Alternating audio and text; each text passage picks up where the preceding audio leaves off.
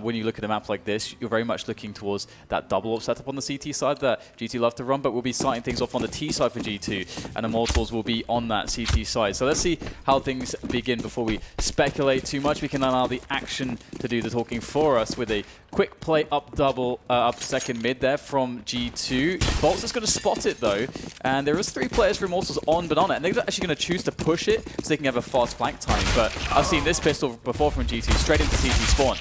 Yeah, the sandwich was there, but Apex gets picked off looking towards bottom mid. So the CTs will be in position. They can peek and see Henny. He wants to use that range. There's the first headshot. Going to delay things very briefly. His teammates are on the site, apart from Bolt, who's still on the rotation. And Bots might be left alone unless Lucas can be successful. Moving up Banana, dueling with Kenny. They'll move back onto the site and play the numbers game. Yeah, so a pretty annoying situation here when you have no utility. At the very least, they have Kevlars, these retaking CT players of Immortals, so they can take a few shots here and get some accurate shots themselves, and there's one. Bomb still needs to be planted. This is perfect timing. Nice shot there from Lucas. Finds one through the coffin, and now it's just going to be Kenny S looking to try to clutch this one. He has a USP, but he can't quite find the connections in the reload. That will buy a lot of positioning there for Bolts and Lucas, and they will close it down. A 2 versus 3 retake. And they don't lose a single man there. They will be very happy with that one, all things considered. And even more importantly, they prevented the bomb from being planted. So that's really painful for G2. They can't get the pressure on quite as quickly as they would have liked to. See what the T's opt to do, and it will be the force buy for the entire team. Some AWPers you'd see always go for that double save, but Kenny will be all in with the rest of the team. Apex and Shock's grenade men. See if they have a force buy strategy. It was back in the Existence days. He had some nice second round lost pistol strats on some maps, but that level of detail has been quite rare. All things considered, at least as far as grenade executes go. Anyway, we see G2 with a classic apartments rush. Bomb in the pit, however. See how likely it is to get planted. Still holding things down on the site at the moment. 3 versus 2. It's been tied up. There are still Tech 9s in play. Again, it's a force buy. These players have got armor. This is winnable now for G2. Yeah, it's definitely quite winnable. There's a smoke grenade as far as utility is concerned for Immortals to use if they want to, but I'm not sure that they'll actually be opting to actually use the smoke here, as they just want to get these engagements going, and they'll try to coordinate here from Arch side and from Quad side at the same time. Here we go, Lucas and Henny making their way in. Let's see what the twins can be doing in this situation. Shox and Kenny are in the corners of the bomb site, and they will be easily cleaned up. There was no question as to where those players were hiding. No uncertainty, and Immortals will win the rounds there with another 2-man retake. So at the very least, this time G2 did get the bomb planted, and they got a bunch of kills. So they'll be moving forwards with some pressure on that Immortals economy. We'll see, though, whether these UMPs can be in use for much longer, or whether G2 are going to have another successful round as far as the kills are concerned, because they have decided to buy up once again. They're actually almost, well, it's actually a half buy, but it will feature a Galil and some Tech 9s. Oh, we've got a push from the CTs. This may be, this could be a nasty surprise for them. The numbers game for G2 in second mid. There's the first kill.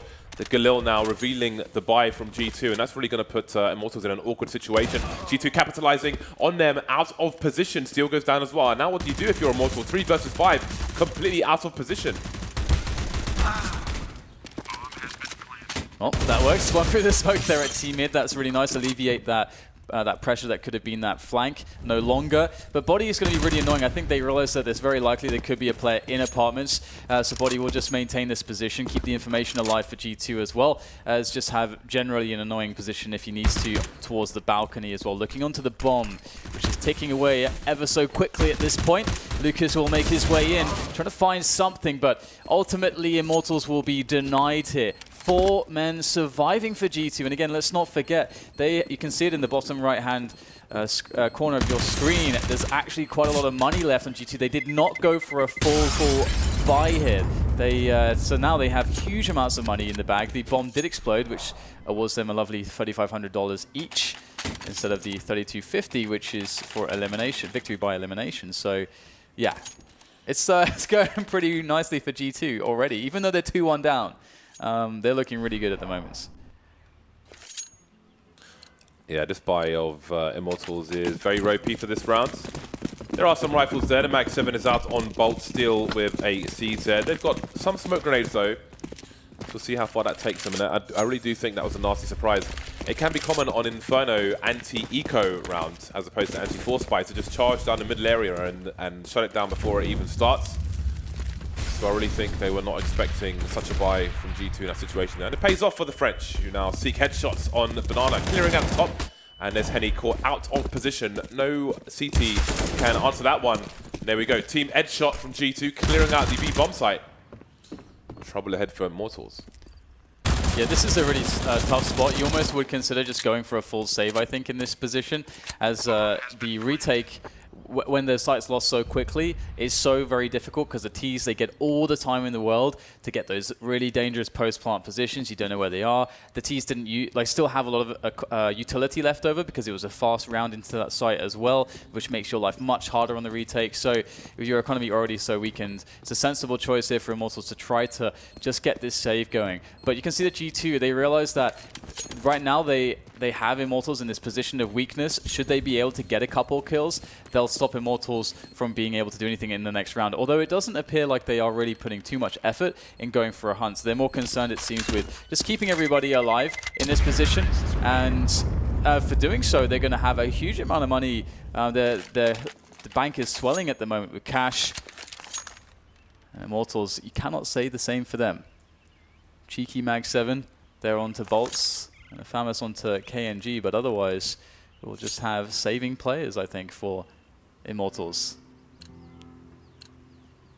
Yeah, it's not going too well for them all of a sudden. Yeah, success was brief. So we'll see what they can do with what they saved from the previous round. I guess you'd want to get that Mag 7 at close quarters on Banana, but first you must survive the initial grenades. Small damage onto Bolts, and there we go, that close quarters. Sure, he wants to peek. There we go. Welcoming these T players. Perfect use of the Mag 7. Smoke off. He picked up the second smoke as well to delay even longer. And his team will no doubt come to try and collect some of those weapons. Some juicy AKs left. 5 versus 2. Perfect response. Yeah, did G2 force it too much? That's really the question, isn't it? They felt very confident in getting the trade frag. They were denied, and then they invested that third player in trying to get the trade again. Just not... I mean, the bomb was lost there. I think that was ultimately where they started to really panic in this situation. So this one placement of a Mag 7 has turned it into a round-winning situation, potentially. Shock still alive, though. Able to take down KNG, but he's got a flank to worry about as well. Will he have any inkling as to that, or will they even try to push him? They may just try to contain Shocks. Won't matter. They picked up the rifles, and that will be a finish with 3 players left alive, 3 guns picked up. And it was only really the first round that looked successful for Immortals, and it was looking quite grim until round number 5 there. Didn't expect that one. Yeah, I mean, that is a grenadable position. I don't know if they had identified that there was a Mag 7 in play in the previous round, but I think that's probably the most common position in that situation that it's going to be in, because they don't have everyone on grenades and you need to try and get a forward aggression with it. But there we go. AWP out for Henny and Kenny. That's going to be quite the duel. Lucas taking massive grenade damage straight off the bat. Still fighting for that banana area. The flashbangs, though, proved successful for the CT. And Henny doing what Henny does. I do wonder if he will continue his aggression. I mean, it's a great start for Immortals. 5 versus 3. They can take a back seat now and leave G2 to stew. I wonder if Henny will go back to the well. Such an aggressive warper. Might be hungry for more frags. Funny thing here to me, actually, is just how aggressive both teams are being on Banana. And it's not even just, oh, here is some aggression, we're going to toss some nades and there'll be an exchange of shots. It's like a, they'll try to then retake it if they lose it, one of the teams, and then they'll keep fighting for it and fighting until people are dying. And for G2, they have had 2 players dying already. It's a nice HE onto Henny's position there, all the way down to 26 health for him. But you can see it is a last-ditch attempt at Hail Mary here from G2 into that B bomb site. They've managed to secure the bomb site itself, but Henny's done a smart thing. He's like, all right, you guys can have the site, you can have the plant. I'm just going to hold onto a forward position so that my teammates can have an easy time getting in position on the retake. Kenny spotting information, but unable to pick off one of those two players. Moving into construction now, most of the CTs, but there's a very late rotation from Steel. Not believing that it was the B bomb site quite yet. All three players here for the Ts. Banana being checked by NBK. Shox has a nice angle. Kenny's got a nice angle towards CT. Shox covering his back. So it's a good setup here from G2, and it should have everything covered. Time ticking away. Lovely stuff. That crossfire working greatly. Shox now changing his position. Doesn't want to get pre-fight. They're wasting so much time, allowing Kenny to be the initial peeker. Great stuff from G2. What a glorious post-plant setup. Really smart stuff. Especially the temerity for Shox to just stand behind a pillar and allow them to peek Kenny first. Yeah, I really like that. Just understanding that after taking that kill, they're going to be trying to just strafe out and kill him, and that his teammate gets an opening there, and just that all that communication that's going on without communicating, as it were. Like Shox, like they understand how it's supposed to work. You know how you team play off of one another in that kind of situation. So another reason why GT is quite dangerous. The 3-3 making that push work up Banana, and I love this. I mean, you can see just the aggression from both teams once again.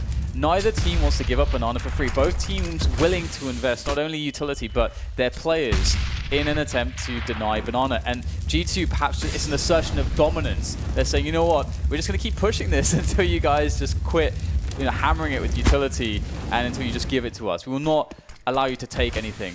As Body goes for a contact play into the bomb site. They would have heard him, though, make a connection with the Molotov. They know that somebody's close, and this is entirely plausible. The shoulder peek. CT's, though, he's stuck there now. He's got to fight, surely. Doesn't really have much help from any teammates. There's no flashbangs coming in from CT, and finally Henny goes down. Lucas didn't have much to do. He's got no flashbangs in his inventory, so had to leave his teammate to die. 12 versus 5 retake. There are flanks coming in. Apex is keeping the middle area open, but Shox is going to check it, but soon he'll be back towards B as well. Very tough right now for Immortals, and they are trying to make or think about the decisions here that they can make. And you can see they've made that hardcore to go for the save. Again, they don't really have much utility for a retake. I don't think there's even a kit for a retake either, so time would be too much of an issue. And we see now that finally G2 are like, all right, let's send some players out on the hunt. Apex already in a position here to take down some saving players of Immortals. How successful will he be? Gets caught off guard. That's some information for his team, but they're all out of position. And I like how G2 here have basically decided, okay, we will invest one player to try and take down some saving players here. And obviously that was a very clear call that they made that we can see. But one thing as well to note for some of you guys at home is how a geometry advantages work in this game. You can see the first player to go down on the bomb site was Henny. He was stuck in second oranges, I believe. And you had, I think it's Body or Apex kind of pushing from the pull position. And the player that's much further away from the corner gets the advantage to see more of the other person's model before they can see them. So you're always kind of screwed in that kind of engagement if you're just trying to hide anyway.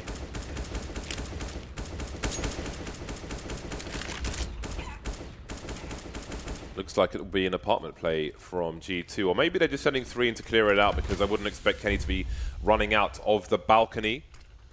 But they seem pretty focused on this. 3 players towards B, and the 2 towards A are all short. And indeed, they're just going to walk out with no grenades, no warning whatsoever. The numbers game, something G2 have been abusing really well on their T sides in the previous weeks, is the numbers game. Just too many French players with sharp guns looking for headshots at any one position, and there's just not much you can do against that when you're on a CT side.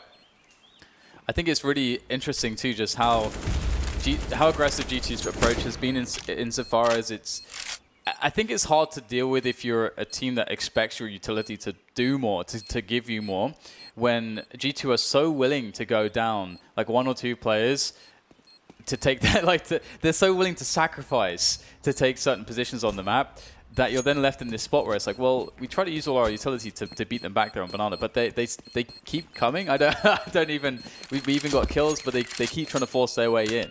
How do you play against that style where the other team is just not afraid of you using utility, using smokes and molotovs, and was happy to push through it, play contact through it, rush through it, attack through it with their own utility, and try to get those trades. So it's a hard style to be up against. G2 have the players to do it because they're so skilled.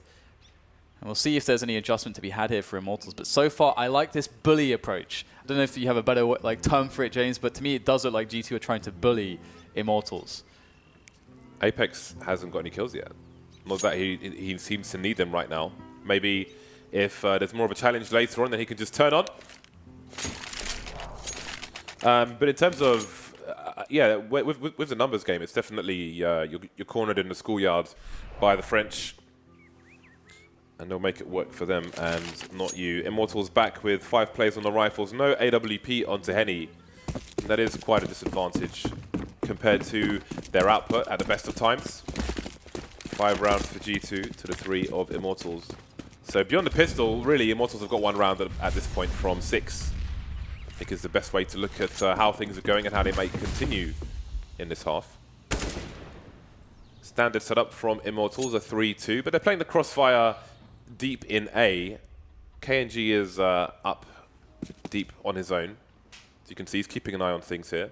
Once they start to run out of smokes, I do wonder if he'll move back. And again, he is an AWPer himself, so maybe we'll see him AWPing towards Library or something later on if Immortals can get their money in the right place.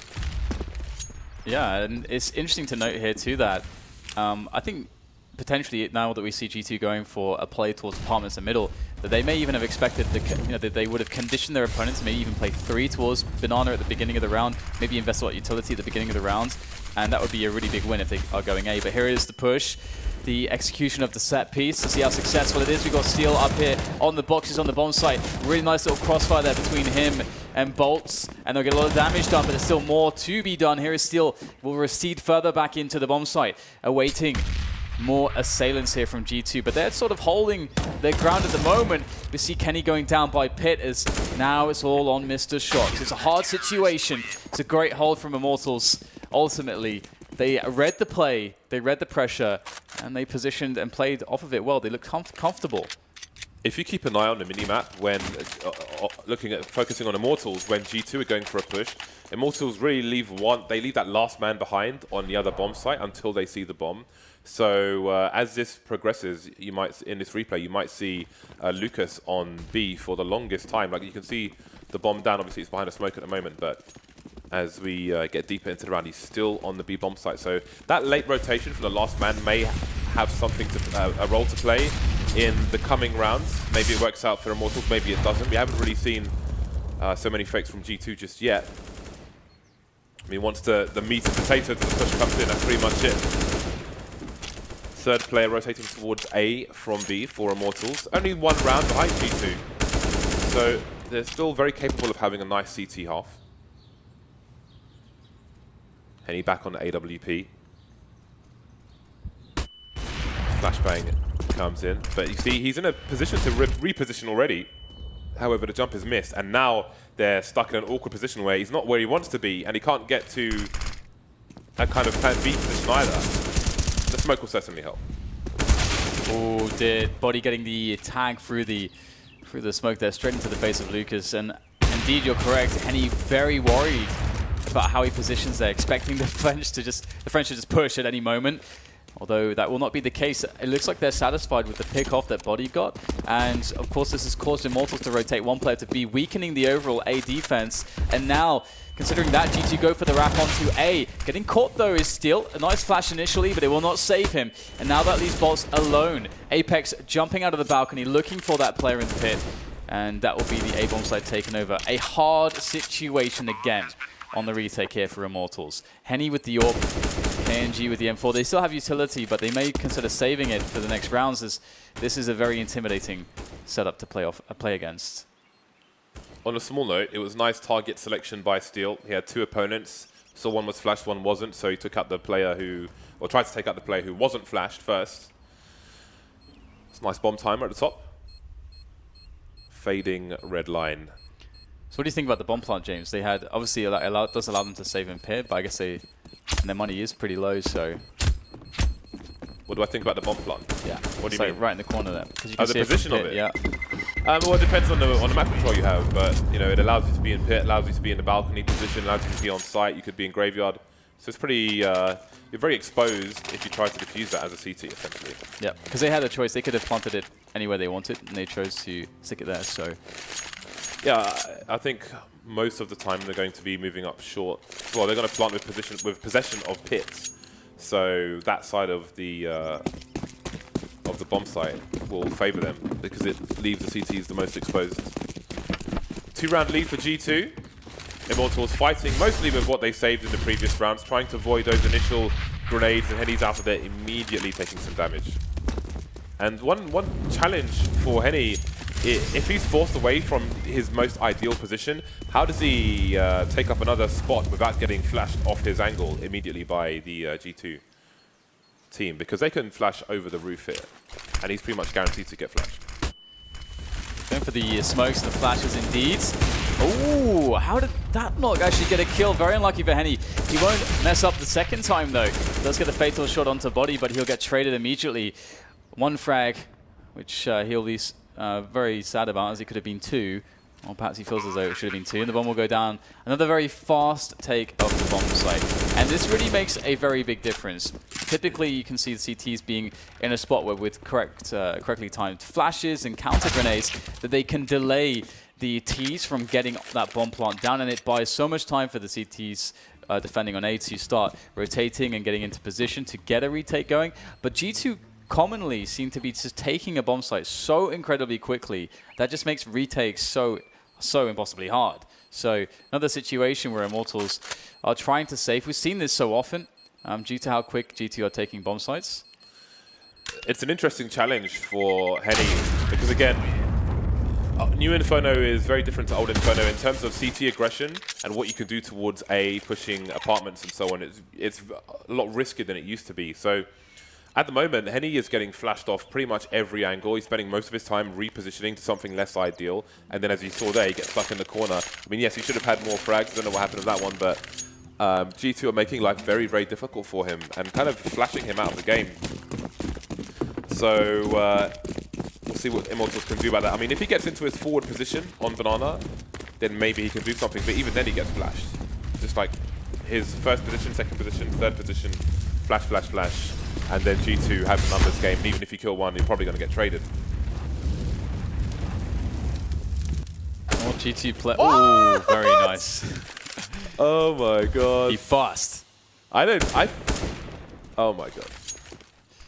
Because Beastman, and he will be trying to gather some information there as well. He didn't see anything else, and this round is a lot about getting information. They know they're against a weakened economy. They know that the Immortals side will be on mere pistols, and obviously these they'll have detected there's no helmets, there's no Kevlar, and as I'm trying to explain this, the round's basically over as they have managed to finish on a bomb site of choice. And it's so important as well, you know, if you're a team looking to come up, looking to improve, it's so important in rounds like this when you know the opponent's economy is very weak and they're going for a save, to have one go on a Mac 10. If somebody died in the previous round, get him a Mac 10. It means that, you know, you can have an expendable player who can gather information, he can find safe passage, he can find a stack, he can jump around corners, and the Mac 10 is really effective if they don't have helmets. So no X-ray. I needed to see this. Nice. That is so fast. I felt like he just randomly pre-fired it because it was so fast. Like, is that how fast he is? That's insane. I think that shows you how important visualization is. It improves your reaction speed a huge amount, and it takes a lot of focus to do that. What visualization is on the next Seeker round, but for now it's the fire round for both sides. KNG picking up the AWP, so we see a change in approach now again. Henny's he's been essentially forced off the AWP towards the B bomb site because they're just flashing him for days. You see G2, they're trying to find people out of position again, but at least they've cleared out Banana. KNG will be probably a nasty surprise in fairness. He's a pretty strong AWPer. That is a very tight angle, however. So G2, they've got some fact finding to do, and there's an arch smoke from second mid. And they get the first pick towards Graveyard on Steel, but instantly smoked off by the CTs. Pretty good so far. Very fast positioning tries to be taken here by G2 into quad. Bolts denies it. Quad though, taking down body, but has to recede further back into the bomb site. And meanwhile, still harassment towards the B bomb site from Shox. He's trying to get an entry over there, as you can see on the middle right of your screen, although it was not successful, leaving NBK and Apex to have to can open this bomb site here on the other side of the map. A must be a success, and Apex is going to allow for the bomb plant with that kill of bolts. A 2v3 after plant again for them. Lucas and Henny moving towards that arch position, and Apex is doing God's work with this P250. Can't get into the pit, but NBK will clear out the rest. NBK looking pretty damn sharp today, and that's the first game of the entire tournament, really. So that is dangerous stuff if you're not a G2 fan. 9-4 in favor of G2. Immortals unable to get much going, unable to string any rounds together at the moment. It's 4 in a row now for G2. And Immortals are left with a force buy, 2 FAMASs, UMP, and some pistols here and there. Meanwhile, it's all good in the hood for G2. Kenny on $10,500, and the rest are not poor by any means. Immortals once again starting with 3 players towards B, and a double short setup, and it might be raw peaks from the G2 side. Numbers game again, almost a triple peak there. And what can you really do in this situation? Yeah, I love this style of play from G2. Again, this is a great style generally, or sort of strategy, I could say as well, that you could apply to any sort of anti-force buy, anti-eco round where you want to try to play heavily on trades and the numbers, because you just have so many innate advantages, and they don't have the multiple spray down potential in as much as if they had a lot of rifles. So it becomes a little bit more safe as well to take that approach. And the momentum that G2 have is pretty unreal because they keep playing these fast rounds. It seems as though whenever there's a bomb site take attempt, it's very fast. Whenever there's a retake attempt from the CTs, it feels like if there's like going to be 3 CTs coming in on the retake, it feels like they always just die at once somehow. Like everyone just it's just so quick. And that's a style, that's a pace that G2 are very, very confident in. So great control. 10-4 now. Yeah, it's been a very fast game so far. It's quite a skill to start shooting before you aim at someone and then spray control and kill them. Because you can very easily get lost doing it that way. It's quite the skill to have. It's nice. Immortals left with not much to fight with. The Mag 7 is back out on this last round of the first half. Back to a standard setup for Immortals, but again, not much has really worked out for them. Forced away from Banana once more, and almost the entire G2 team is here. If they were to push, then NBK could be the cutoff through mid. But no, they're just establishing the map control towards B, and that'll do the same towards A, trying to force the CTs away and kill them on the way if they're too far forward. Deny them as much information as possible. Make those rotations as late as possible. It's a great shot from NBK once again. And he moves straight into the pit area. He will expect somebody towards short. Easy for NBK. 2 plays left for the CT side. From the B bomb site, you can see Shox. He will hear the rotation, and the rest of his team can position themselves accordingly. Well, it's the last round, so this time there's no saving. They have to go for it. And we'll see what they can do with these guns. Eagle unsuccessful. The UMP good for the trade, though, onto Apex, but he will be flanked, and that will be that. 11-4 for the first half. G2 dominance, and in every facet of the word. I mean, the thing is that G2 were able to force their game style onto Immortals, and it felt to me as though Immortals struggled to sort of make the adjustments that you need to make. And I think it's hard against G2 because they're just, again, their skill level is what allows them to bully you. Pistol time. So perhaps Immortals will be able to set the pace now. They have the freedom of the T side, but this will be a very crucial round. And again, this is one of the rounds where G2 could still go nuclear and just get hyper aggressive. They've got the USPs, they want that range. So maybe fights will be had. 3 players towards the B bomb site for the CTs. And they're just sitting in the site. Shox looking for info, spotting lots of players, but he definitely wants to get the hell out of dodge. Oh my god, Lucas. I don't know how he's not dead. Yeah, I guess that must be a dink, right? That must have been a headshot. But why isn't he dead? It's quite a close range with the PT-1000. Interesting. I don't understand why he's not dead. Unless it shot him through the corner of the wood on his end. But anyway, they're pushing into the A side. There are only 2 players here for the CT side. And only 1 kill for Shox. He's taken out. NBK doing the best he can. Maybe he bought some time for his team. You see Body coming up short, and the last 2 moving through apartments. They're walking at the moment, and now they've been spotted. Bombs on the floor, 2 versus 3. Lots of time. No plant pressure for Immortals. Picked up the bomb, and they can go for the plant now. Yeah, it's not an easy spot. That was a must-win. Okay, they know this is going to be planted now. You can see that Apex was actually like, wait, the bomb has not been planted yet. Maybe it's going to be B, but now he knows he's coming back.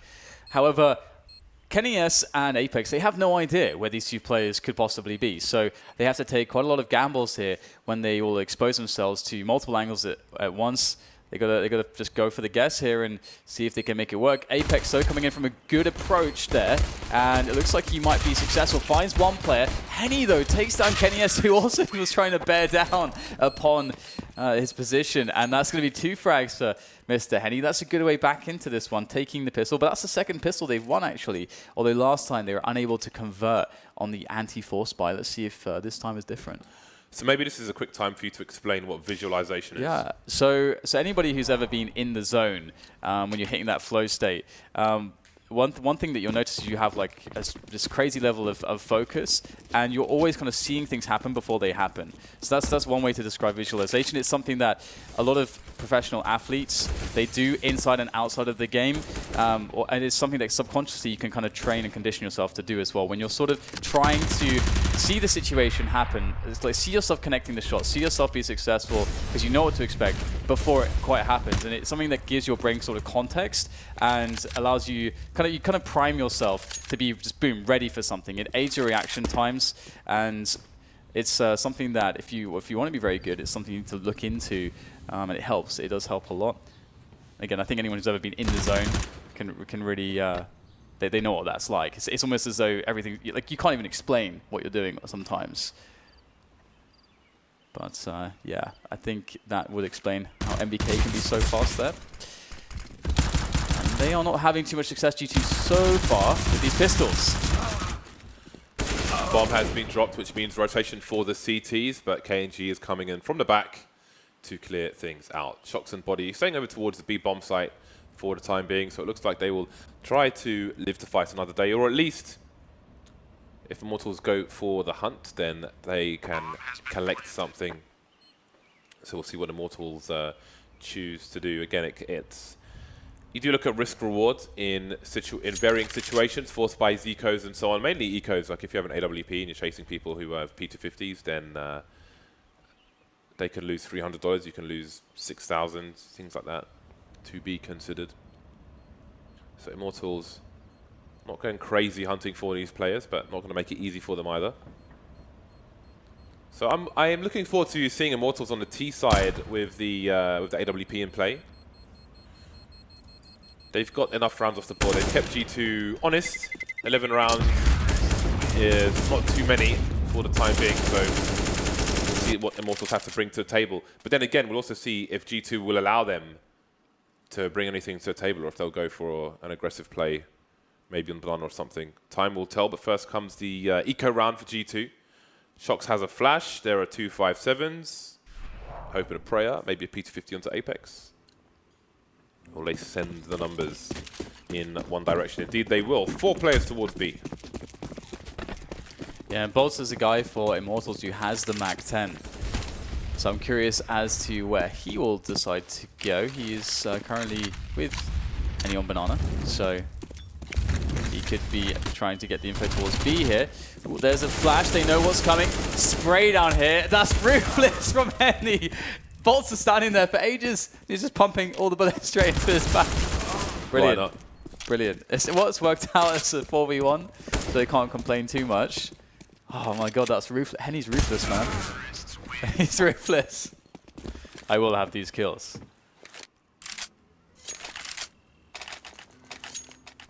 Well then, it's time to get to the business end. The buy round for both sides. Kenny versus Henny. Actually, Hen won, but he doesn't mind Henny. Hen won, Lucas won. Lucasy. Gotta have consistency, man. Consistency. All right then. Lucas, second mid, throwing a Molotov into the apartments, trying to stop any fast plays from the CTs. It is a risk though, even to jump past that window, because how common grenades are. You see G2, they'll settle for possession of top Banana. That will buy some time for the team. And G2, they're going to send a 4th player towards B, or A, sorry. Or maybe not. Shock's going backward and forward on the Speedway. He's got flashes though, so he can hold that position and flash into pool should it be required. In the meantime, Immortals looking to take apartments away. G2 very forward, top mid. see NBK's position. Not afraid to duel, but he'll lose to the UMP of all things. UMP in these ranges, man, is pretty good, and it's one of the reasons why you don't see CTs venture into the apartments quite as much these days. It's quite difficult to win fights there, the meta game with the UMPs, as well as just the opened up corridors and no bedroom for you to play with. And there's a nice pick off. Apex going for a forward play. He knows he's got to take a risk, but that will be his downfall, and now that's going to commit his teammates into going for a save. There is nothing you can do from this position for G2. So this is exactly what Immortals needed.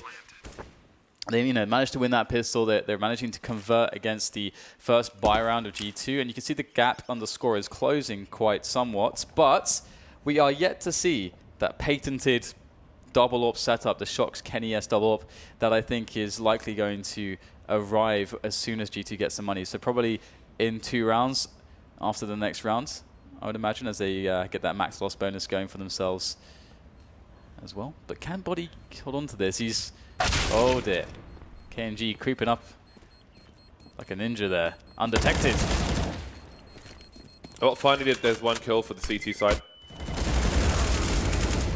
Could have been more. Look at the damage onto Henny. Almost the AWP loss there. That's never an expense you want to have to afford. 3-round lead for G2. There is a tactical timeout coming from G2. Good to see those being used. So the game has been paused for the time being. Henny, 13 kills for his team. Very likely to be going upwards. Body delivering once again. As much as Body gets attention, I still feel like there's like a new wave, if you will, of players joining the old names. And it'll take them a while to be as revered. Obviously, they won't have the history to go along with it. I think Body's still using my mouse. I hope he's dusted it, because I had an EC2, but I use EC1 because I've got massive hands. So I prefer the larger version Well, of it. you just gave your mouse to him? Yeah. He didn't give it back? No, because he needed it for this tournament. Oh. Yeah. See, I'm a bro. I'm a bro. Oh, fair enough. Not just in complexion. Yeah, I need to, I need to buy a second mouse of the same one that I'm using. You should do that. So that I don't get wrecked at a tournament. I have 3 EC1s. I can say that because Xavier is sponsoring the stream. Nice. I didn't say what I was using. All right. See, look at us. We're so professional, man. So we have the pistols out for G2, and at the moment they are just playing fairly passively. They're not really doing anything too special, not stacking or anything like that. They have 1 player floating, which is actually Shox at the moment, going back from B towards the A side of the map. So I guess you could say there is somewhat of a stack towards A here. 2 Arch, 2 Pit sides. And Immortals are still trying to work out what's going on. Again, it would be great for them. Obviously, they in a situation where it just didn't work out, but if you can have a Mac 10 around like this, it does help dramatically. Because it really feels sometimes quite difficult to take some of these corners with a rifle when you know there could be a pistol lurking in any position, which is why you want to use utility to do that job for you. You get the Molotovs, the flashes, that can be very helpful in these spots to clear out some of the more finicky positions. And going into A, there can be players behind every crate, behind all these crazy corners, graveyard. There's so many spots in the pit as well. That helps though. A smoke kill, that's what you want to see if you are on Immortals right now. And the action begins. And perhaps it's soon to end as well, as there's Shox left. So thank you. It's over. Now we can get into the juicy stuff, James. I believe double AWPs must be coming, surely. Surely. I do wonder about the double because yes, there it is. Because I mean, they love it, man. I feel like on B you need to look at what the T approach has been in the rounds prior and how effective you can be around that approach with the AWP.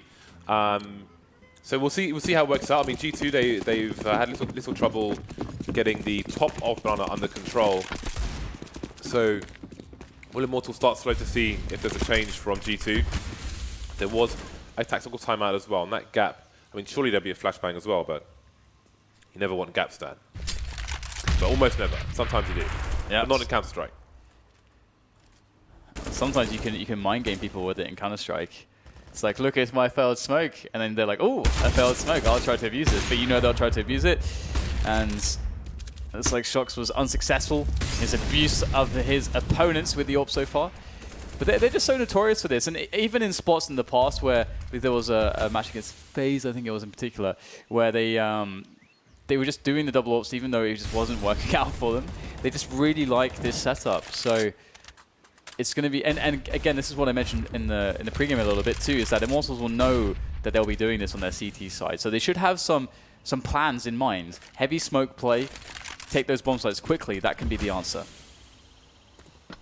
48 seconds left as Immortals put more people in the apartments area. That smoke is soon disappearing. See, there's a CT on the balcony. MBK forced to move back, flashes all around. He's going to get taken down. Kenny towards Arch, picking Henny off in the meantime. Not sure if anybody's top mid, so he's really afraid that there could be a push, a flank perhaps from the T's in the meantime. Damage being taken by Bolt, but Arch has been smoked off and a bomb can get planted. And this is where the AWPs are very weak. As I mentioned, if you can take the bomb sites very quickly, get the after plant situation, you have this spot where it's like, we have two AWPers, they're actually kind of low. The AWPers aren't really dynamic in a retake situation. It only works, I think, like okay when there's not many players left on the T side in this after plant situation. So they're just going to go for a save. And because they're going to be 4 men strong and they'll have that big loss bonus, they'll have no problem having the fullest of buy rounds in the next round. So like, all right, guys, we'll just try it out for the next round. And this is where G2 have potential weakness, is that they can be predictable. In my opinion, in a lot of the ways that they play or like to play, you can see some of the formulas they like to operate with, and you can be like, okay, we know they're going to go for double ops. This was really awkward for Kenny, because once he gets this shot, he has a lot of potential to do more from there, but he's completely exposed to top mid, so he has to go back towards the arch position there to cover himself. But if he takes a gamble, then maybe there's a way back into the round for G2. But they opted for, I mean, they have a round advantage, so they went a more conservative route. But there were two choices, A or B. Chose B, and indeed they are back on the buy. The UMP for MBK, surprisingly. Yeah. I think he bought for himself, it seems. So, but I mean, that keeps their money together for future rounds. Although I don't think it makes a difference if. Yeah, I think it was UMP or FAMAS ultimately, so it doesn't really matter. Yeah, they wanted everybody else on the team to have full grenades. Ooh, Shock's got tagged, got legged there on Banana, so that's annoying. That kind of forces him to be more passive. And they should realize, they also should realize also that they got a leg. So I wonder how they'll approach the situation. If they'll try to nade Shocks, or if they'll just say, you know what, we've got the pressure in, we will have forced them back, we can leave a player up here. Bolts can basically keep that space at top Banana, and if the CT try to retake it, he can likely get a frag, he can get the information, and it gives his team an option to go to double back towards Banana later on. That's a really nice looking flower, it must be said. No one, don't at me. It's a nice flower. 50 seconds remain. 2 T's top mid, so now we might start to see some fakes from Immortals. KNG and Lucas harassing, and that's drawing Apex out towards Arch. So it's going to be a play towards A and B at the same time, it seems. Flashbangs though, and Lucas is the one to get caught. No bomb spotted for G2, no rotation from the side. They are holding steadfast with 30 seconds left. Yeah, not ideal to lose the man, and I like that KNG decided to just sack that effort and go back to join the push. And the rotation though, this fake situation has not worked out. It's taken a long time to get into the bomb site. We have a fast rotation in from G2. They're starting to pinch in from CT spawn. Body's doing some good damage, doing some good delay here. A double for him ultimately, leaving just Henny alone. And he'll get sprayed down to the very fast rotation that came in. Apex at the head of that rotation. And that's going to be the 12-10 for G2 as they pick up their first buy rounds. And Immortals, an interesting spot for them, and we can see that G2 will not be on the double AWP here. They're just going to obviously play the egg. I mean, that would be horribly detrimental to their economy at this point, so I'm glad to see that. Oh, Immortals going double AWP. I think Immortals might have been looking for a wrap towards B in that previous round with 2 people there, because I think they might have tried to fake with 1 otherwise. Either way, it didn't work out for them, and indeed, I think this is where KNG or Henny are most comfortable. Now, Henny's even more comfortable. Body taken down in response, but while I have a second, you know, they're both AWPers primarily. Oh my god, the abuse just threw the smokes, everyone's dying. 3 versus 2, what is going on? Minus James, while I have a second. While I have a second, everyone's dead. Well, we've got 1 player in the B8 bomb site, which is Kenny. He's buying time though for the rotation. The bomb spotted as well. And now he could just be the distractor. He could be the bait, leaving Steel completely exposed. Apex through Library to take him down. Very simple play, but very effective play by G2. And what I was going to say was, Henny and KNG are both primarily AWPers, right? So I think if you can opportunistically pick a second one up, then maybe you're playing your team at the most comfortable. Though double ops on Inferno is very, I think it forces you to be extremely picky. And they just got spammed by grenades, man. They got spammed by grenades, they got spammed through smoke, just cans of spam being forced through their letterboxes. Yeah, it was tough. It's something that you don't even see really G2 do all that often here on the Inferno T side. Double orbs. It's a hard life. And you're looking for the pick, though. No, G2 want to be aggressive. Looking for the spam through the wall there. Doesn't work for him though just yet. And G2, they're looking still like they want to get aggressive. They continue to... That's a pretty delayed smoke grenade deep onto Banana, as though they want to trap players here. And Bolts will get trapped behind that, in front of that smoke, and he will be eliminated. And now the question is, how many players will stay behind that smoke? Is it one? Is it two? It's always that mind game. And right now, Immortals probably feel committed to go A.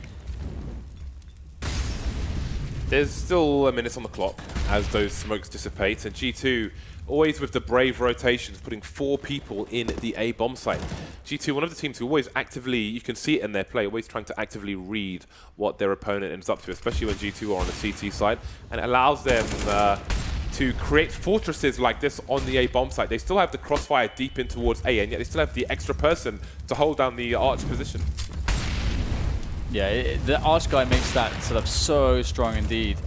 And to try to frag these guys in the site, you have to peek so deep and you're exposed to so many angles, it's hard to know where to actually look. Lucas goes around, they're almost pre-firing it. Doesn't get it though, it's MBK. Falling off the box now, going for the peek. He knows it's been discovered. And a series of frags will result in a plant here for Immortals. Oh, Henny with a miss there. He started to move before he shot. Maybe there's an opportunity now for Mr. Body. Body has so much clutch to him. So it's definitely a doable situation. He's got a smoke grenade if he wants to use it as well. Tagged through the barrel there. Just minimally, though. Thankfully for him, that's a nice first shot from him. Can't find the second, though. And that will be the round for Immortals. A painstakingly won round with so much tragedy along the way, but they did clinch it in the end. 3 kills in that round for Body, as much as you could ask for him. From him, rather. But G2, they're still in the lead, but now the money is starting to get tight. 2 rounds ahead, are they? And their loss bonus is in the bin. It's in the bin. Starting again with 3 players towards B, which is very common. That third person using their initial smoke grenade and then rotating back towards A, so the re-smokes can come in for pretty much a minute. Immortals will be staring at smokes for a while. In the meantime, they can try to clear out the apartments. An unusual position from Kenny, and that's the kind of unusual position that maybe gets them a kill, maybe gets them ahead when they really need it.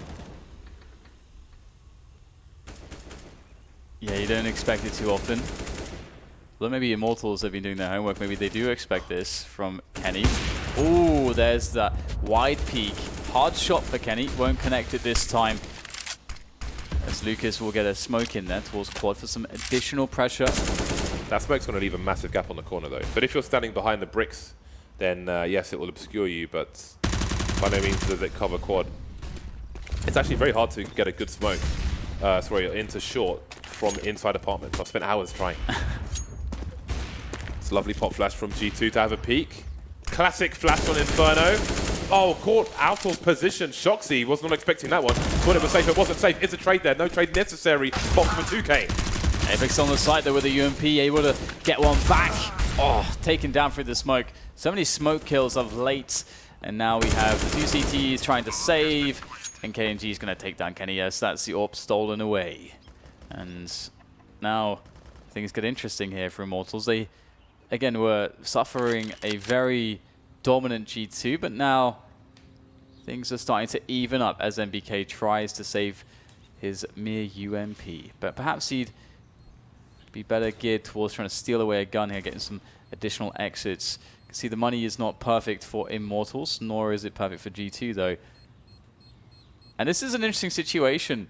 actually, because it did feel as though G2, they played the round really well. It was just obviously an amazing opportunist play from Bolts to get that spray onto Shocks, and then all of a sudden we saw Body actually missing from shots, positioning himself around the side of the smoke. I think a lot of the times, you know, he's going to at least get that first guy, and then it can kind of snowball from there. But it was very well played by Bolts at the same time to very swiftly deal with Body and punish G2. 13-12 is what G2 are looking at now. You can see that they're looking a little bit more serious now, very focused. Yeah, it is the Swiss system. But nobody wants to get Swiss cheesed. What does what does that mean? Well, Swiss cheese has got loads of holes in it, That's right? well, okay, fair and we're firing guns, you know. All right. You don't want to get Swiss cheesed up. Oh god! Oh, what? That's a bad miss. It did some damage. It did some damage. That did some significant. But it must be said, it was a bad miss. That's so ridiculous. Straight on the door hinge. The most common one where that happens is on cash, when you're trying to throw a Molotov off the corner of the wall in towards checkers.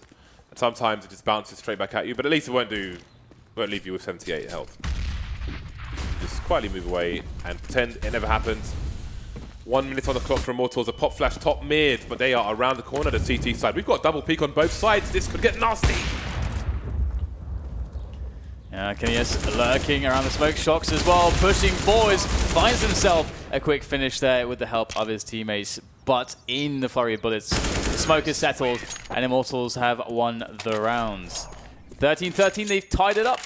It's been a very long grind to get to this point, but they finally made it. But can they close down the game? Because they definitely have the momentum right now. G2 are struggling a little bit. They certainly have their own, you know, monetary woes to deal with currently. And Immortals' temerity, their composure, their equanimity has certainly been paying off. I learned that word from Tasteless. Equanimity. Great. Yeah. That's fabulous, Dan. That is Years fantastic. Ago, one of his what else have you learned from Tasteless? Nothing. Okay. Henny's got awesome hair. He's got like rock star hair. If I had hair like Kenny, I'd always have a guitar with me. You never know, man. What, when you need a guitar? Are you in the band? Why, yes, I am. No, I just carry this guitar around. Could you play a song for me? Well, it's, you know, the guitar's very delicate. I don't know if I could do that. 13-13, G2 on pistols. It looks like they are imminently to lose their lead, the lead they've held almost from the start. This is a round of discussion, a round for reflection, to look to the past, to maybe help the future for G2. They will chat amongst themselves during this round and try and figure out what they can do in the next ones. They'll have, what, 2,900 after this round? Should they lose it? You never know if they might win it. We've seen rounds won with less. There we go. So we have the Molotov on the corner. I think people are missing a trick here, because they had a Molotov on the corner. They had a Molotov behind sandbags, but this is a very obvious position, especially when people are on an eco or a force buy. You want to be close range with pistols and/or like a Mag 7 or something, and you can easily throw a HE grenade off that wall, and that will do colossal damage, especially when there's no armor on a round such as this. Just throw HE there. And also, you will hear the collision, so it will give you a clue if somebody's there or not. And to add to that, if you have an AWPer, then it could be, let's say, towards tree, and just, you hear the collision, you can shoot through the wall. You probably kill 2 people. Yeah, I mean, that Mag 7 round from Immortals, that really bailed them out of having a horrendous first half. It was still a rough one, but they appear to be remedying that on their own T-half so far. Yeah, I did wonder that as well, you know, with that, like, that the Mag 7 was allowed to do so much damage from that spot. As you said, like, they Molotov pretty much everything else. So you'd expect them to be like, okay, it's even spammable. They had the entire team there as well. So that's definitely one of those rounds where it's really sad for you to lose in that way, because you feel as though you lost because you didn't prepare for everything. And that's the name of the game on an anti-force buy, is, you know, preparation. We're going to prepare to basically make this as safe as possible, deal with all the most dangerous positions. And we'll see now that Immortals are very close to closing down this round. Kenny S has managed to steal away an AK-47 which he will be able... Oh, I thought he could save that, actually. That's, I mean, one well-placed bullet there, and he had the element of surprise. He still dies, and he lives and keeps the AK, but that really sucks for Kenny. He could have dropped that for a teammate. Immortals in the lead. There's no pause, no tactical pause. But again, I mean, they had lots of time to talk during those rounds anyway, the G2 side. So what do they have? They've got a good buy in this round. Kenny's on the AWP, the rest of them on rifles. Only NBK with the silenced M4. We've seen the odd player here and there move towards the M4, A4 over the silenced weapon, but not NBK. He is comfortable in his silence. G2 starting with 4 players towards the B bomb site. I don't know if this is a grenade issue, speaking of which, they are taking some significant damage, but they will get banana for their woes for the time being, and maybe they will have extra grenades with which to lock it out. Immortals slowly moving through the apartments, a pilgrimage towards A.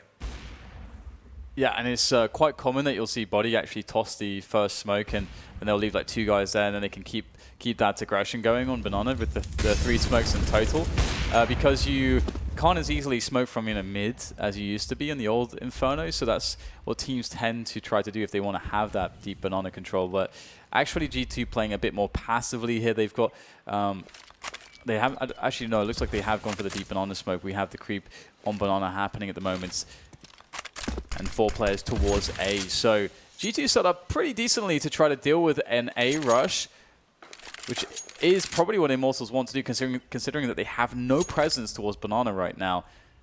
And with this amount of time left on the clock, it's too risky to go back and do that now. So they have to go towards A. And G2 have so much information because of Banana control. They know this is coming.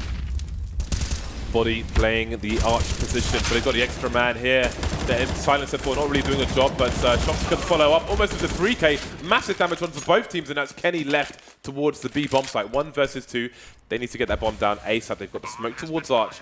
Kenny's got 1 flash, but really this is a bad situation for him to start things off in. Henny's probably heard the jump out of apartments, out of library, sorry. Picking up the M4, probably a smart choice. Henny jumping by accident, but Steel will finish off the job. That could have been really unfortunate for Immortals. But here we are. They've got match point now. 15 to 13. G2 don't have much. Well, they've got around $4,000 actually, so they'll get a reasonable buy out of this. But the margin for error is nil. I thought this is open and shut after that first half. I was like, right, well, G2, they've come here to stomp Immortals. They've stomped Immortals, and everyone's going to go home. But no, really nice second half from Immortals, just showing that ultimate confidence in their own play. And they've really been grinding it out here against G2. Full respect for that. And now they're just 1 round away from closing it down. And again, like in the Swiss system, it's so important to get those. So every single win is absolutely crucial. We'll see, though, whether Immortals can indeed close it down. They've got very light Banana presence at the moment. G2 not being that aggressive, and one of the reasons is likely due to the fact that they don't have that much, well, they don't have enough money to have full utilities, so they don't want to invest it early on in aggression and then be left with nothing later into the rounds.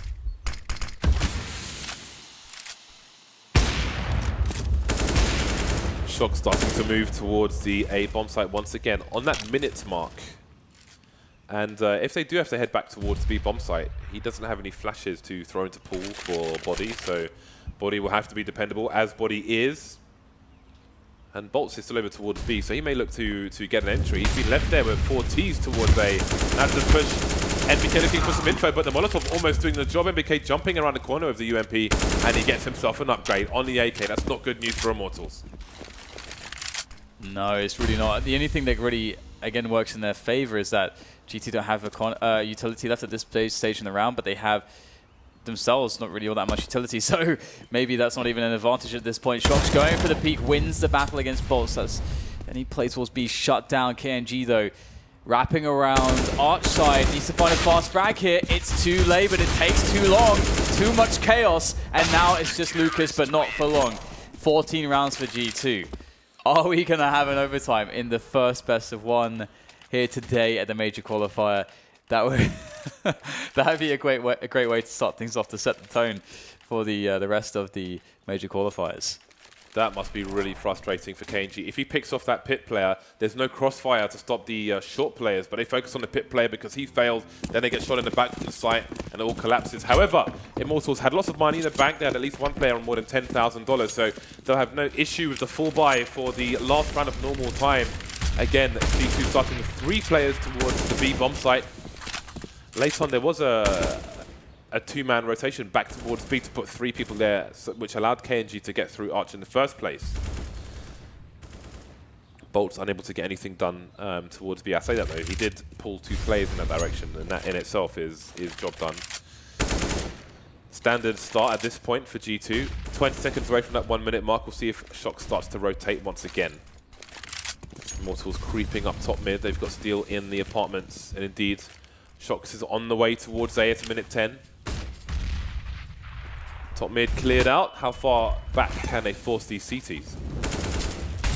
Yeah, maybe GC don't want to give up these 4 positions as easily. Indeed, Shock standing his ground towards the Arch side area. Picks up one, still holding on to Arch side, but it will be regressed here now as Immortals come in with more grenades. Shock's repositioning to Library to try to be on the same level as his teammates, but they are getting absolutely bombarded by grenades at this point. MBK is pretty much alone right there on the bomb site, eventually taken down. Shox, though, still in action by Library side, waiting out those Molotovs. And it leaves Steel on 12 points of health. How does he do this? He collects the bomb, but this is quite the task. CT's creeping around the corner, hungry for the kill. The bomb's down, Steel 12 HP, 2 to find. The wide peak from Shox will be enough for overtime. G2 are not done just yet. NBK, Shox, and Body all around that 20 frag mark, as are Steel and KNG. So there's another opportunity. I mean, Immortals, they've had a lot of success on their T side, obviously, with that comeback, but who does momentum favor right now? I don't know, but Apex is so animated this morning. It's good to see. And I mean, the thing I feel as though is that I feel like it really favors G2 a bit that they get to reset here, because I feel like their CT side really, that they started to sort of lose a bit of confidence in it as time went on. Not getting any momentum. Immortals kept winning these rounds. There's a lot of shots missed from G2. They had a lot of good positions and good reads, but ultimately they couldn't convert. And so now we get that big reset button. Let's see how it goes for G2. We still have Immortals in a spot where they have renewed confidence after their first half, which was quite crushing. And now, banana control quickly for Boz. And G2, they've switched up their start to be generally a bit more passive. So Apex doing his job from outside B to get that top banana smoke in and make his way back towards the Arch position in more than good time. Minute 20, Henny has joined Bolts for some harassment towards top banana. Body playing a very awkward angle, and Shox can bait for his teammates as well. So if there is a push to come in from Immortals with less than 3-4 players, Body could get himself at least 2 frags from that position, especially with Shox in for support. But again, Body will be dependent on to fight on his own for the time being. But lots of times being waited here. Bolts will be entertained by those smokes for a while. And now we see more tricky setups. Shox just, it's like enabling his players everywhere. Apex not going to be checked for. And again, it's just an easy kill. An easy response from G2. Yeah, Henny on the creep here, but he will notice that Steel is gone. Nice flick shot there onto Kenny. Kenny now resting with all the books in Library. And he will make his way across here with the AK in hand now to be a bit more dynamic as he moves in for these entries. Where do you look? This is one of the most annoying spots to push into when you haven't got that information as to where the CTs could be standing. Is it left? Is it right? Is it in front? Looks like MBK will take down Balls. So now Henny's looking towards the pit position. Finds MBK. It's a very fast kill from him, but he will be exposed to Body. And that's the round for G2. 16-15, they'll pick up the first. And that will be obviously a relief to them. But Immortals, Immortals found a lot of success on that T half of theirs. They've got a lot to go to, a lot of ideas to go back to, that is. I do wonder how effective Bolts is allowed to be mid to late rounds on the B-bomb site, because a lot of the time he gets into that corner behind the sandbags, but then he's just trapped there because there's loads of smoke, so he's not able to sell the fake and so on. Again, Body's there on his own, but there's so many smokes down in the meantime that it's kind of wrecking the timing to do anything towards the bomb site. I mean, there was that one where they drew 2 players over, but that's the only round I can think of where G2 are not really having like 4 people on A when there's a push into A by Immortals. They took a timeout, Immortals, which is over now, and will soon be back into the game. Henny hasn't bought just yet. He's standing there with a Glock, and it's going to be 5 AKs for Immortals. MR3, 3 rounds per half. 16,000. Is it $10,000? It's $10,000, isn't it? Yeah. Yeah, $10,000 can get expensive pretty quickly. So let's see what Immortals do with Banana on this round. As per usual, it's Bolts and Henny with the initial harassment. But the smoke's still down top mid, so I think if they were a bit later, they'd get more mileage out of their grenades, and indeed instantly smoked back off, and they've just essentially wasted their utility. And Body's still here in position, waiting, looking for that. Oh my God, the timing there. Pulling out a grenade, and a nice boost from Bolt by Bolt's teammate to allow him to take the frag. And now this gets a little bit interesting. G2 had to pull a man, but Choxy is just facing in the open.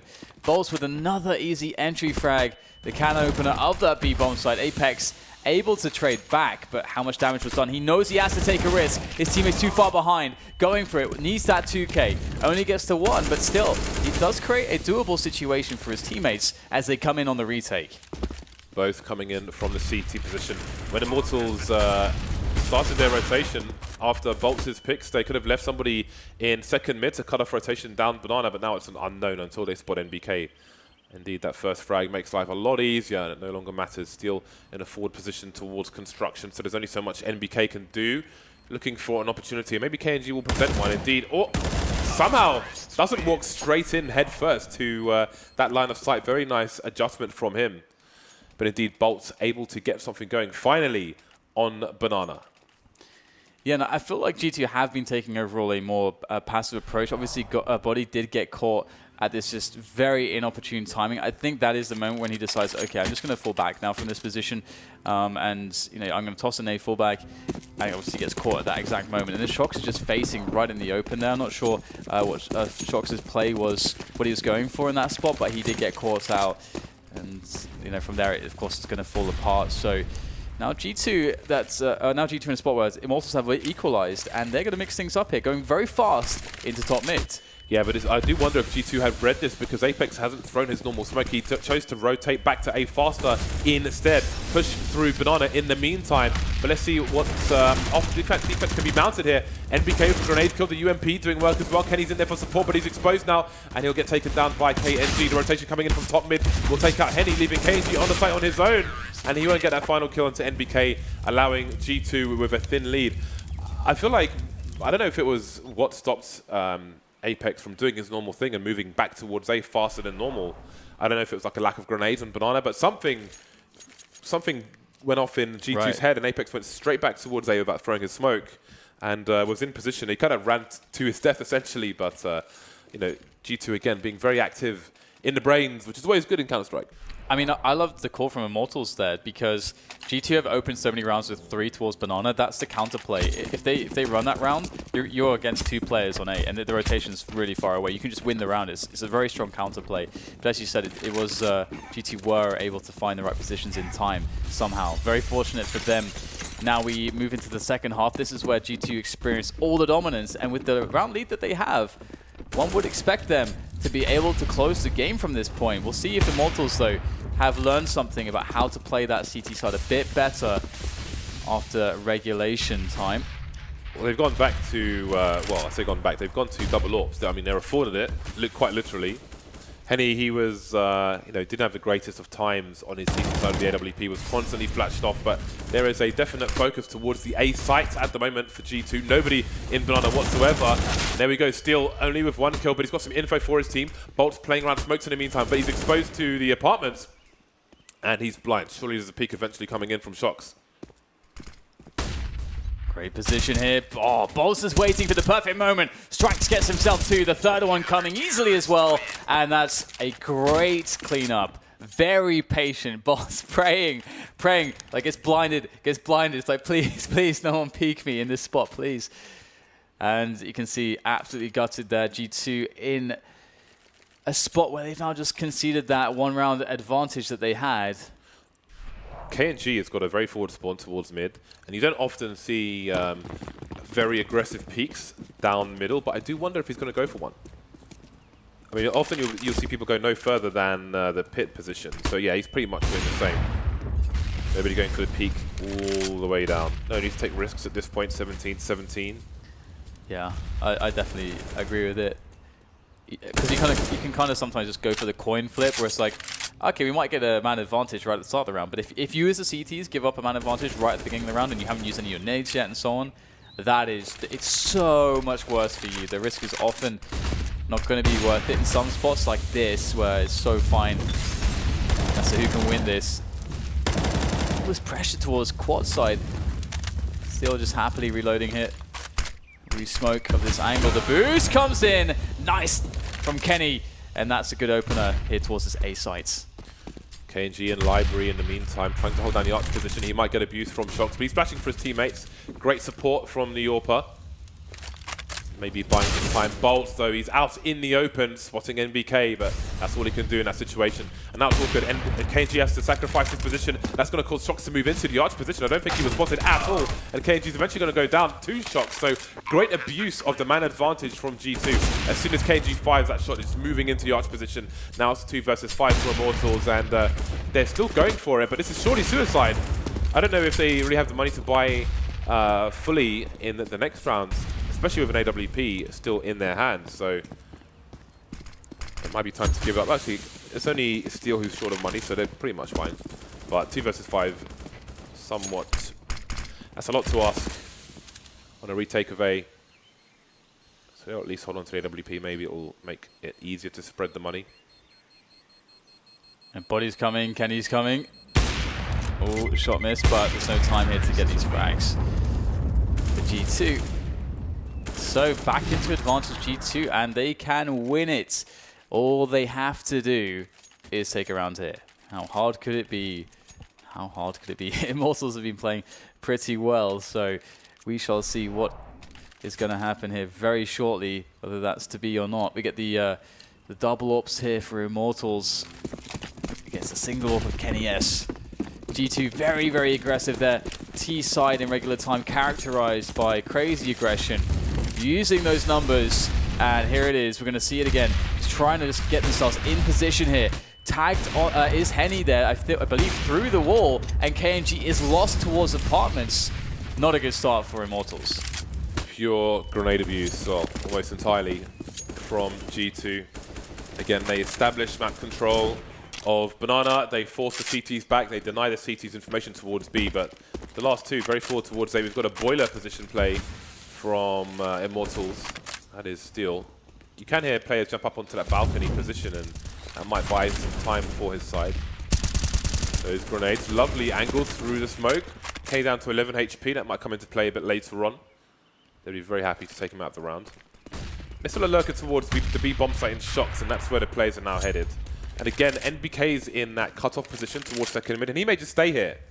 They've got a man advantage. If they retain it, then he can just stop the rotation through mid and allow his teammates to focus on CT. Yeah, and I think, although KNG, what he did can look kind of crazy, I think there's a good reason for it, but we'll go back to this in a moment. We do have the push coming in from G2. They're looking to just close this down, close the game down. Henny, though, is a big obstacle to deal with. 2 quick kills for him. He's got support there. Lucas with another frag there. Nice kills coming back in, though, from the G2 side to take over the bomb site. But the question is, did Henny do too much damage already? That was 3 kills on the entry there between him and Lucas. A 2v2 off the plant. That is a great start, almost taking Kenny down as well. Again, Kenny with 11 HP, and that's going to help Immortals because it's 2 versus 1. They've got no grenades. They have to wait for these smokes to disappear. The shoulder peek comes in. It won't be enough, though. The fatal kill for Kenny, but Bolts will take the second one. And we are back into overtime again. So to quickly talk about KNG's position, often it can feel very suicidal, and when you're playing a pug or something, you hate to see a teammate on the CT side just run and take that peek down second mid into the balcony. And I believe the reason KNG likely did that is because G2 have put so much fast presence towards Banana in many, many rounds, using a lot of grenades and a lot of players to do so, that if he sees that there's nobody in second mid, he can get out into second mid and then try to make a play from there, whether it's just to hold on to a forward position. But I believe, a situation where Immortals are just trying to capitalize on how their opponents very commonly move around the map and take a risk there to win it all. And, well, they were able to save the day, even though he died early. So, really good stuff from Henny and Lucas on the sites. But can they keep it going here? Who's going to win this one, James? Who's going to win this one? The people, Dan. The people. The people win. The people are going to win. Well then, G2, they've shied away from Banana. And previously, when they've done that, I think it's been... Well, I mean, the sample size is tiny, but the Immortals won the rounds. So let's see what they choose to do. Lucas is going to rotate because there's no action towards Banana whatsoever. It seems quite obvious to Immortals what is going on, but can Lucas get there in time? We've got 7 smokes around the A bomb side. That is completely bananas. But we've got flashbang as well. Still very patient with the M4A4. Only good for the 1 kill. We've got no scopes coming in. It is a very good weapon for no scopes. Almost a second kill from Lucas as well. What a response. Order Sniper Man is always good. KNG in. Oh, the pit position. That's a beautiful, beautiful quick scope there. Able to get the leg, and Lucas will finish off the weakened opponents. Auto Sniper is awesome, man. Especially on a map like this where there's smokes all over the place. I think it was, may have been days you asked him this, like, you know, what he thought about the Auto Sniper. And he's just like, yeah, it's just always good. It's just always good. Well, we're going to see the 1918 now as Immortals take a fine lead into this second overtime. This is map 1 of the day here. Day 1 of the major qualifiers for the PGL Major. Now we have a quick presence again on Banana. G2 again, they're doing this so often, and it goes to the point that I made previously why KNG would try to push second mid very early into the round. Because right now, only one player, it's been MBK typically, has been sent to this location. If you take him down, if you win that 1 versus 1, that's a big deal. It's a great start from Henny, not missing the shots now. Orpers can commonly start strafing before shooting, which is a terrible habit. You don't want it to happen at a bad time. Speaking of Orpers, again, KNG in that library position. Don't see it so often. The sofa's still there, so you can stand on the sofa. So if you're against another Orper, you're more likely to get legged yourself than shot in the chest. KNG will have action coming his way. The smoke towards Archer. Smoke to... Oh, that's awkward for him. Not expecting the pick to come in so far, but he's got the info for his team. Yeah, and KNG just is so helpless at the moment. They're in that position. He's out of the fight for the time being, and that will allow the T's to take over the bomb site, get the plant down. The rotation, though, pretty quick coming in from Henny towards Banana. But the problem is it's a 2 AWP, 1 AK retake. I don't know if they can find any guns to switch up here to try to have a better, more dynamic approach. But poor KNG, man. This guy's just been stuck behind smokes. There's a gap, though. Some nades being thrown again by these T's here as the CTs feel helpless, trying to run through the smokes. Not going to work out. And that's going to be the round here for G2. Henny will try to save this AWP, and he will be successful. Nice. Okay. Even a headshot. Always nice. Feels good. I don't know if it's worth taking that duel at this point, though, in overtime. There's 1 round left. They're going to get the bomb plant bonus, so it doesn't really matter. It's like for the T's, it's irrelevant. But for the CTs, he probably needs to save his weapon. Yeah, definitely. I mean, I don't think he's even got any utility in this next round. We'll see in a second. Bosh. Yeah, straight in the face. It's a nice shot, but he should not be anywhere near that position in the first place. So let's see if, yeah, he only has one nade. So I don't believe he's thrown any yet. So pretty sure I already saw that. So yeah, it's ooh, what's that? What? No, that's a lot of damage. That was a drone strike. That was a drone strike. All I saw was shrapnel. KNG rotating towards B, so they've got the second Orper rotating, but that's not ideal either, because if there's a smoke down, what is he going to do? Just shoot randomly, might even hit his teammate. Minutes 15. G2 biding their time. Shocks in his usual lurk position towards the B-bomb site.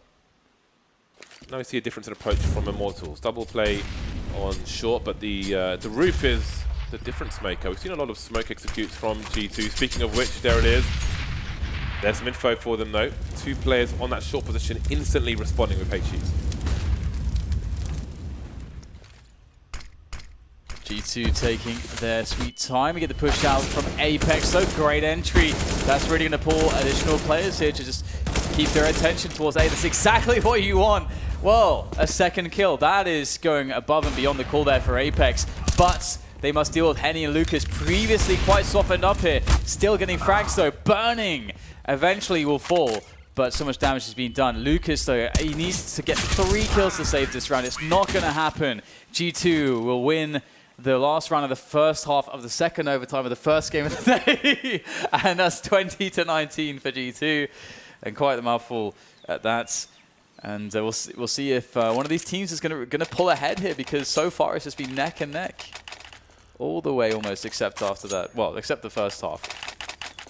I do wonder if Apex had a read that there might be somebody on the roof because of the double nades, because it was quite the peak from him around the tip of the smoke, which is not so common when you have to focus on Arch as well. So I do wonder if Immortals gave the game away on that one. Let me know what you guys think. AWP onto both sides in the first round of the second half of the second overtime of the first game. And things begin. Standard situation once again. Apex deploying the first smoke on Banana, which means his teammates can replenish the situation. So I am curious about the Immortals grenade approach when the smokes are down. Like they commonly deploy the Molotovs and so on. The nade spam just continues for so long there. Yeah, I really like it. I think it's very off-putting, because you kind of expect, like, once you've been the aggressor onto that position, you've thrown your nades, they'll throw some nades back, and then but then they kind of stagger it, so you can just get caught by like one here or one there. You might try to like dodge the first load, but then you don't know when the next ones are coming. It's just it seems quite effective. We see a lot of damage output from the grenades. So, but the problem is that it's very taxing on the CTs, because they don't. You can see it's 40 seconds left, and there's no smoke grenades left, which is, I suppose, pretty standard at this point. I guess I'm being a bit overzealous there with that one, that point. But the push will eventually come in onto the B-bomb site by Mr. Bolts. He's going to get taken down though. It's not really going too well over there, but they have pulled the rotation, so it has worked out for them. Oh my god, Kenny shutting down the push. That was a great shot onto the player around the pit position. Really, really nice shot. Goes back to the second one as well. The bomb's planted, but he retains his map control. 2 players top mid for the CT side, and Kenny's got support as well. That smoke has left a humongous gap, and Immortals may train their crosshairs on that one, but Kenny's already in position. What are they going to do now, G2? Are they just going to wait? KNG moves into the angle, and Kenny punishes him for it. Now there's a 3 versus 1 situation. They know where Henny is. They know he's on the site, and the trade is all but guaranteed. G2 to 21 rounds. Yeah, and you can see that time, previously you made the point where Kenny was worried about being faced from Arch side, but this time obviously has that freedom to take that second shot. Gets the second kill because his name is Kenny, yes. And he is very good at Counter-Strike. So, 21-19, and G2, they've got a couple opportunities here to close down this game and end this very long inferno between these two sides. Let's see if the favorites. I think it's fair to say that G2 would be the favorites. Let's see if the favorites can take this one, or if Immortals can create a slight upset, or at least slightly upsetting for G2 at the very least. Very fast play there. Bolts onto Shocks, and it's this has been a lot about how the banana aggression has been dealt with from either side. Bolts with a good HE over the top. A solid connection there. Down to half health from that grenade. And Bolts continues to harass. Oh! That's what I'm talking about. We don't see that wallbang enough when people are likely to be behind that panel. Oh, we have... See, again.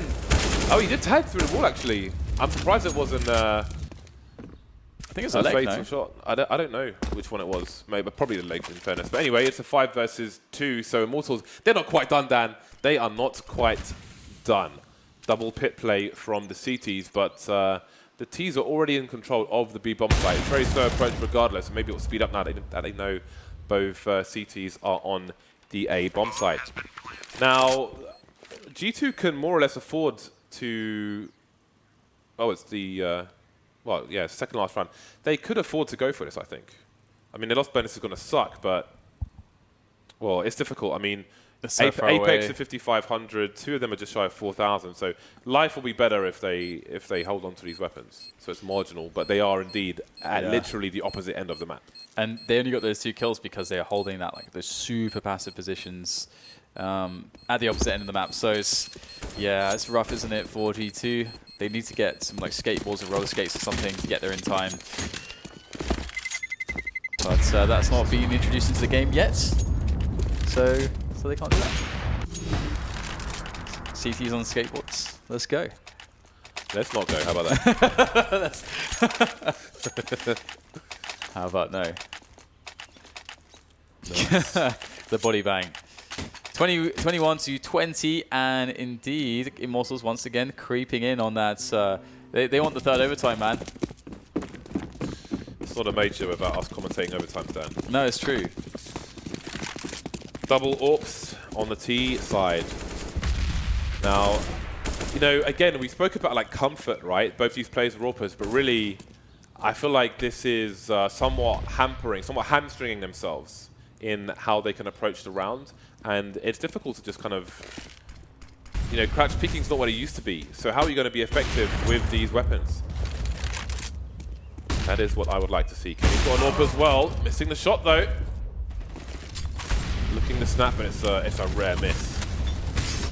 And Bol's trying to get the push on B, and he was successful so often previously, but I feel like, it seems like Shoxy has more of an idea about that now and was ready for it. Takes him down. Nice grenade damage again onto the players of Immortals, and we'll see whether or not G2 can actually survive the push that is about to hit them. Apex sitting on the bomb site. He's got MBK to play off of, and right now it's very passive from CTs. Just want the Ts to come into the crossfires. That's what will happen. No nades to prevent this crossfire. Repositioning there from Apex is found out. Nice flick shot there from MBK. Picks himself up number 3. And now it's down to KNG. As he moves in quickly with the AWP. Not the ideal weapon. Pulls out the Tech 9. The run and gun will be shut down. And G2 have finally managed to close the game. But what an effort from Immortals. I really feel like in that last round, again, the second AWP on the T side hamstrings them, especially towards the end. So 3 versus 2, trying to push into a crossfire when 2 of the 3 players have got AWPs. It's awkward. It's very, very awkward. Indeed, G2 finally take it over the line, 22 to 20. Very strong start from the Frenchman, but Immortals T side proved to be the equal of the G2 team, but ultimately it is the Frenchman taking over the line, the first game of the tournament out of the way. Yeah, and I did like how we saw a lot of adjustment from both teams. It started out where G2 were trying to bully all the time and just trying to force their way up and on, and just crazy amounts of utility usage. It's very rare to see both teams contesting it so heavily. CTs usually don't want to